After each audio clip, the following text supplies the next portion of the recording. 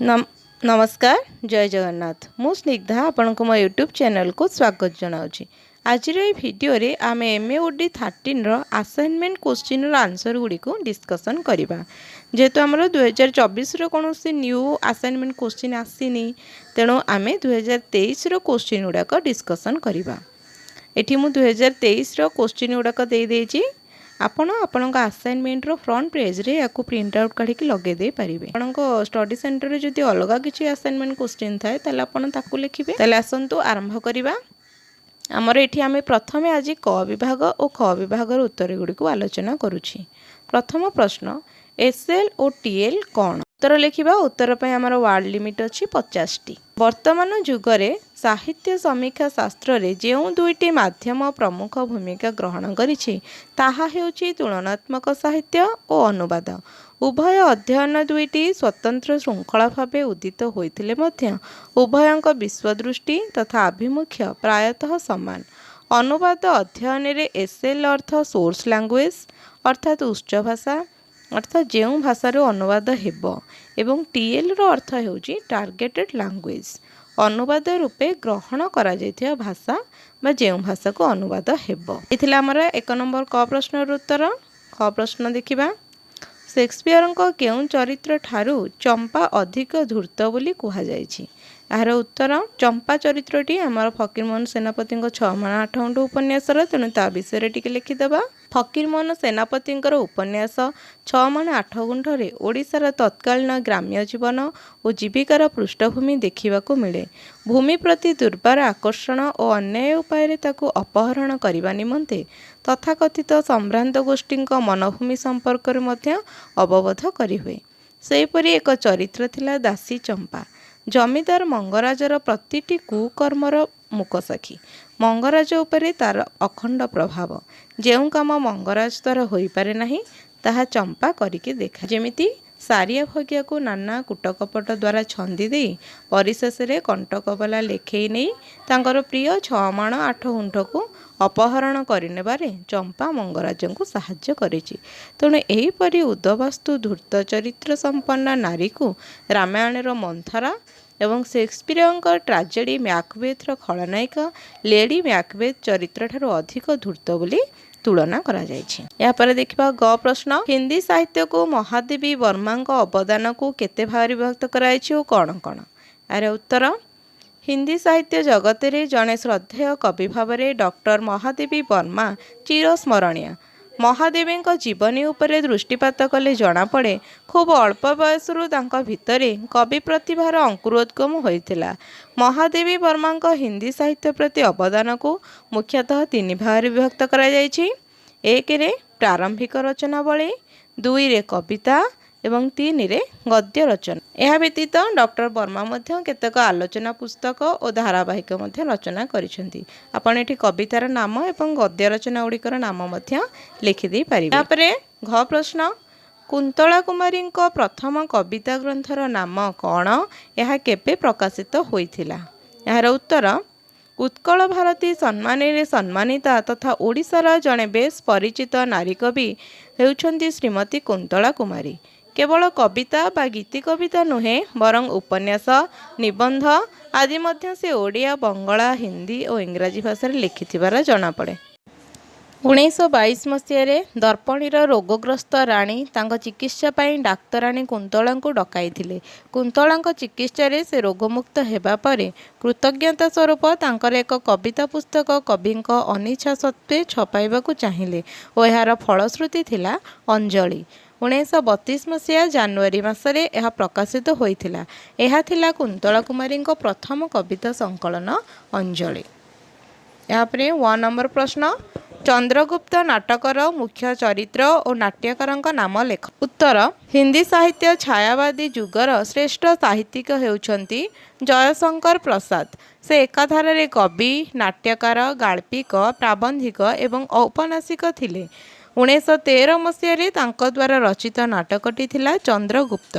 नाटक सर्वमोट 4टी अंक 43टी दृश्यर विभाजन रही। उक्त नाटक 21टी पुरुष चरित्र और 8टी नारी चरित्र रही। ଏହି ନାଟକର ମୁଖ୍ୟ ଚରିତ୍ରଟି ହେଉଛି ମୌର୍ଯ୍ୟ ସମ୍ରାଟ ଚନ୍ଦ୍ରଗୁପ୍ତ। ଗୁରୁ ଚାଣକ୍ୟଙ୍କ ନୀତି ଆଦର୍ଶରେ ଅନୁପ୍ରାଣିତ ହୋଇ ବିଦେଶୀମାନଙ୍କ ସହ ଯୁଦ୍ଧ କରି ବିଜୟ ଲାଭ ସେ କରିଛନ୍ତି। ଏହା ହେଉଛି ନାଟକଟିର କଥାବସ୍ତୁ। ଏହା ଥିଲା ଆମର 1 ନମ୍ବର ପ୍ରଶ୍ନର ଉତ୍ତର ଗୁଡ଼ିକ। କ ବିଭାଗ। ବର୍ତ୍ତମାନ ଖ ବିଭାଗର ଉତ୍ତର ଗୁଡ଼ିକ ଆଲୋଚନା କରିବା। ଏଥିପାଇଁ ଆମକୁ ଶବ୍ଦ ଦେଇଛି 100ଟି ଶବ୍ଦ ମଧ୍ୟରେ ଉତ୍ତର ଲେଖିବା। ମୁଁ ଲେଖିଛି, ଆପଣ ଯଦି ଚାହିଁବେ ତାହେଲେ ଆକୁ ଆଉ ଟିକେ ଅଧିକ ମଧ୍ୟ ଲେଖିବେ। 3 ନମ୍ବର କ ପ୍ରଶ୍ନ ପ୍ରଥମେ ଦେଖିବା। କାବ୍ୟ କବିତାର ଅନୁବାଦ ସମୟରେ ଆମେ କେଉଁ ବିନ୍ଦୁମାନଙ୍କୁ ଦେଖିବାକୁ ପାଉ? ଉତ୍ତର, ଅନୁବାଦ ଓ ତୁଳନାତ୍ମକ ସାହିତ୍ୟ ଅଧ୍ୟୟନ ଦୁଇଟି ସ୍ୱତନ୍ତ୍ର ଶୃଙ୍ଖଳା ଭାବେ ଉଦିତ ହୋଇଥିଲେ ମଧ୍ୟ ଉଭୟଙ୍କ ବିଶ୍ୱଦୃଷ୍ଟି ତଥା ଆଭିମୁଖ୍ୟ ପ୍ରାୟତଃ ସମାନ। ତୁଳନାତ୍ମକ ଅଧ୍ୟୟନ ବିଶ୍ୱ ଭାବନାକୁ ସଞ୍ଚାର କରୁଥିବା ବେଳେ ଅନୁବାଦ ବିବିଧ ଉପାଦାନ ପରିବେଷଣରେ ସହାୟକ ହୋଇଥାଏ। ଆକ୍ଷରିକ ଅନୁବାଦ, ଭାବାନୁବାଦ ଆଦି ବହୁ ପ୍ରକାର ଅନୁବାଦ ରହିଛି। ଏକ ପରିପୂର୍ଣ୍ଣ ଅନୁବାଦ ନିମନ୍ତେ କ୍ଷେତ୍ର ଅଧ୍ୟୟନର ଯେଉଁ ଦକ୍ଷତା ଆବଶ୍ୟକ, ସେଥିପାଇଁ ଅନୁବାଦକ ଯତ୍ନଶୀଳ ହେବା ଅତ୍ୟନ୍ତ ଜରୁରୀ। ଏଠି ଗୋଟେ ହେଡ଼ିଙ୍ଗ ଦେଇଦେବା, କାବ୍ୟ କବିତା ଅନୁବାଦ ସମୟରେ 7ଟି ମୁଖ୍ୟ। 1ରେ ଧ୍ୱନ୍ୟାତ୍ମକ ଅନୁବାଦ, ଯେଉଁଥିରେ ଅନୁବାଦକ ଅନୁଦିତ ଭାଷା ଏସ୍ଏଲ୍ ଅନୁବାଦିତ ଭାଷା ଟିଏଲ୍ ମଧ୍ୟରେ ଥିବା ଧ୍ୱନିର ଅନୁକରଣରେ ଶବ୍ଦ ଉଦ୍ରେକ ହୋଇପାରେ ନାହିଁ। 2ରେ ଆକ୍ଷରିକ ଅନୁବାଦ, ଯେଉଁଥିରେ କବିତାର ଅକ୍ଷର ସହିତ ଅକ୍ଷର ମିଳାଇ ଅନୁବାଦ କରାଯାଇଥାଏ। ଟାଣି ଓଟାରି ଅର୍ଥ ସୃଷ୍ଟି କରିବା ହେତୁ ଅନୁବାଦର କର୍ମଟି ବିକୃତ ହୋଇଥାଏ। 3. ଛନ୍ଦ ବା ପଦପତନ ଅନୁଯାୟୀ ଅନୁବାଦ। ଏ ପ୍ରକାର ଅନୁବାଦ କ୍ଷେତ୍ରରେ ସୋର୍ସ ଲାଙ୍ଗୁଏଜ ନିଜର ଆଧିପତ୍ୟ ବିସ୍ତାର କରିବାର ସମ୍ଭାବନା ଥାଏ। 4 ନମ୍ବର ବିନ୍ଦୁଟି ହେଉଛି ପଦ୍ୟକୁ ପଦାନ୍ୱୟ କରିବା, ପଦ୍ୟାୟନ କରିବା। ଏହାଦ୍ୱାରା କବିତାର ଭାବ ପ୍ରଦାନକାରୀ ମୂଲ୍ୟ ହ୍ରାସ ହେବାର ସମ୍ଭାବନା ଥାଏ। 5 ନମ୍ବର ବିନ୍ଦୁଟି ହେଉଛି ତାଳ, ଲୟ ଓ ଛନ୍ଦ ଅକ୍ଷୁଣ୍ଣଯୁକ୍ତ ଅନୁବାଦ। ଏହି ନିୟମ ଦ୍ୱାରା ଅନୁଦିତ କବିତା ବ୍ୟଙ୍ଗାନୁକରଣ ହୋଇଥାଏ। 6 ନମ୍ବର ବିନ୍ଦୁ ମୁକ୍ତ ଛନ୍ଦ ପ୍ରାୟୋଗିକ ଅନୁବାଦ। ଏହି ସୂତ୍ର ଆଧାରରେ ଅନୁଦିତ କବିତା କ୍ଷେତ୍ରରେ ଅନୁବାଦକ ନିଜର ସ୍ୱତନ୍ତ୍ର ଗଠନ ରୀତି ଅନୁକରଣ କରୁଥିବାରୁ ଏକ ଉଚ୍ଚାଙ୍ଗ ଆକ୍ଷରିକ ଉଚ୍ଚାରଣ ଉପସ୍ଥିତି ଲକ୍ଷ୍ୟ କରାଯାଇଥାଏ। ଏବଂ ଶେଷ ବିନ୍ଦୁଟି ବ୍ୟାଖ୍ୟାନିତ ଅନୁବାଦ। ଏହାଦ୍ୱାରା ଟାର୍ଗେଟେଡ୍ ଲାଙ୍ଗୁଏଜ ଗଠନ କୌଶଳ ବଦଳା ଅନୁବାଦକ ଅନୁକରଣ କରାଯାଇଥିବାରୁ ନିଜସ୍ୱ ଭାବରେ ଅଭିବ୍ୟକ୍ତି ଘଟିଥାଏ। ତେଣୁ କବିତାରେ ନିହିତ ଥିବା ଉପାଦାନ ଗୁଡ଼ିକୁ ଅତିମାତ୍ରାରେ ଗୁରୁତ୍ୱ ଦେବା ହେତୁ ଅନୁଦିତ କବିତା ଦିଶାହୀନ ହେବା ସ୍ୱାଭାବିକ। ତେଣୁ କବିତାକୁ ପ୍ରଥମେ ଜୈବିକ ଗଠନ କରି ଉପଲବ୍ଧ କରିବାକୁ ପଡ଼ିବ। ଏହା ଥିଲା ଆମର କ ପ୍ରଶ୍ନର ଉତ୍ତର। ଏହାପରେ ଦେଖିବା ଖ ପ୍ରଶ୍ନ। ପ୍ରଶ୍ନଟି ଅଛି ଅରଣ୍ୟର ଅଧିକାର ଉପନ୍ୟାସର କେନ୍ଦ୍ରୀୟ ସମସ୍ୟା କ'ଣ? ଉପନ୍ୟାସଟି କିଏ ଲେଖିଛନ୍ତି? ଏହାର ଉତ୍ତର ଲେଖିବା।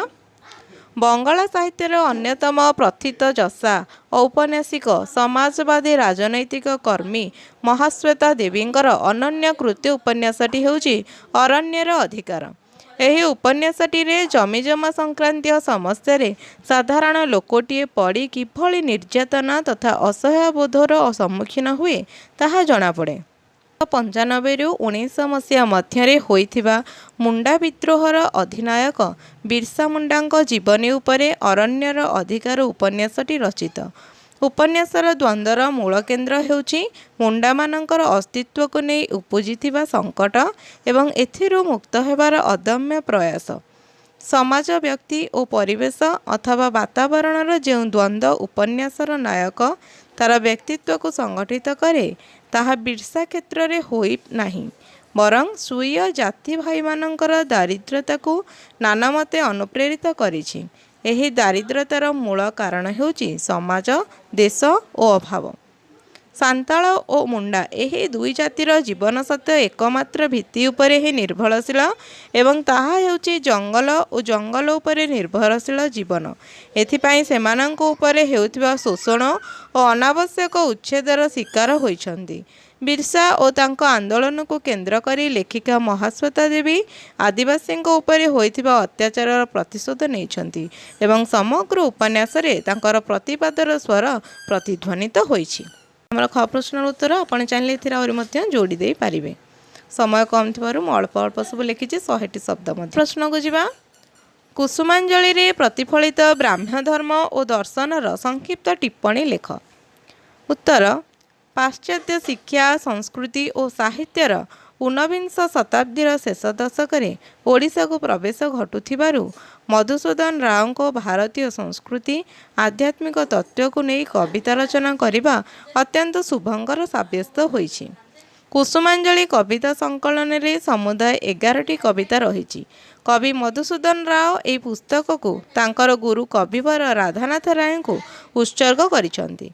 उत्कल ब्राह्म्य समाज 1870 मसीह ओडिशा रे प्रतिष्ठा पाइला। मधुसूदन राव यार संपादक रूपे कार्य करी प्रत्येक भाव में ब्राह्म धर्म सह जोड़ी हेले। हेडिंग देदवा कुसुमांजलि रे ब्राह्म्य धर्म। भारतीय ब्राह्म्य समाज हिंदू धर्म को संस्कार मुक्त करने को जो सब प्रयास करथिले तार स्वरूप थिला कुसुमांजलि संकलनर नवजुगर अभिषेक कवितारे। सेतेबेले शिक्षित युवक माने ब्राह्म्य धर्म प्रति आकृष्ट हेउथिले। जाति प्रथा, विधवा प्रथा और पुरोहित प्रथा विरुद्ध रे ब्राह्म धर्म जागरण सृष्टि करुथिला। सबु मनीष ब्रह्मसूत सामाजिक भेदभाव को भूली नवीन युग को आह्वान करने पाई कवि एथिरे परामर्श देइछन्ति। एठी गोटे कविंकर कविता उद्धृत होइछि। जणाओ मानव संताने उच्च कुल ताहार से जे ब्रह्मसूत ए वार्ता कर भवे संविस्तार। यहाँ पर आमर घ प्रश्न ओडिया नाट्य साहित्य को रत्नाकर चयनी अवदान संपर्क में आलोचना कर। उत्तर नाटक हेउची विश्वर प्राचीनतम साहित्य विभाग। रत्नाकर चयनी आधुनिक नाट्य साहित्यर जड़े प्रमुख नाट्यकार। 4 दशंधि धरी नाटक रचना करिथिबा एही नाट्यकार अनेक परीक्षा निरीक्षा करिसंती। 1945 मसीहा अगस्ट 25 तारिख रे रत्नाकर चयनी जन्मग्रहण करथिले। 1978 मसीह उत्कल विश्वविद्यालय नाट्य साहित्य पीएचडी डिग्री लाभ करिसंती। वृत्ति रे अध्यापक मात्र नाटक, गल्प, उपन्यास, आलोचना और समालोचना, संपादन और अनुवाद क्षेत्र में जड़े सफल प्रतिभा। उभय परंपरा धर्मी और परीक्षा धर्मी नाटक रचना करी नाट्यमती दर्शक और पाठक मानक महल रे से आदर लाभ करि पारिछंती। एठी गोटे हेडिंग देदबा ओडिया नाट्य साहित्य को तांकर अवदान। क्यों क्यों नाटक सब से ओडिया रे रचना करिछंती आपण एठी लेखिकी तांकर मसीहा मध्य लिखि देई पारिबे। जेमिति शेष अश्रु, अस्तरागर चंद्र, मंच नायिका, राजहंस, पुनश्च पृथ्वी, अपदेवता, नागफेणी ऋतु, नचिकेता उवाच, सुना कलश, नाट्य रत्नाकर, मुखा, अस्थिर उपत्यका, अथज चाणक्य, आशा वृंदावन, यक्ष चरित, अनेक निश्वासर आकाश, निज निज कुरुक्षेत्र, आहे आपणे, केते प्रतिश्रुति, त्रिधारा एसु। तेणु ये थिला आमर MAOD 13 क विभाग एवं ख विभागर उत्तर गुड़िक। जदि आपण को भिडियोटी पसंद आसला तो लाइक करंतु एवं या परवर्ती प्रश्नर उत्तर गुड़िक जानिया पे चैनल को सब्सक्राइब करंतु। रहिली नमस्कार।